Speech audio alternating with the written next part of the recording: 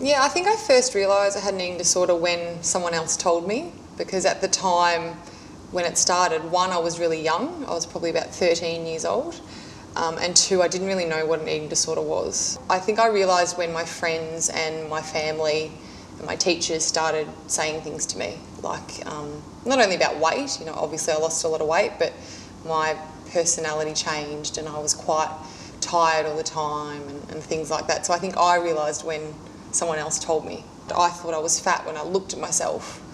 I thought I was fat, not just fat but disgusting and horrible. I used to wear so much makeup to try and cover myself, and I used to wear baggy clothes to cover who I was, so it was a real, you know, body image issue. The behaviour change, so the changing from being a fit, healthy, normal 13-year-old girl to being very unwell and being diagnosed with an eating disorder was probably about a year to 18 months. It didn't happen very quickly. It wasn't I just stopped eating for a day or two and that was it. It was a long time of gradually restricting food, and then obviously the consequences of that started showing through my behaviours and my weight. I remember writing in my diary and having a food list, and I'd start to cross things out and get excited if I managed to miss something, or I'd swap a Tim Tam for an apple and things like that.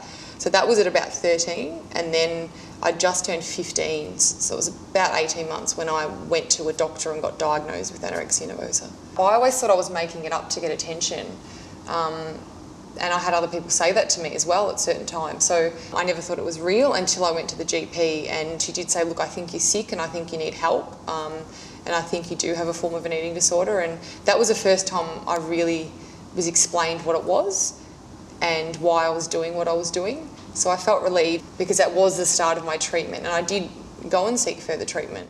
I think looking back, if there was something that someone could say to me early on in my treatment or recovery, was that it's going to be a while, don't put pressure on yourself.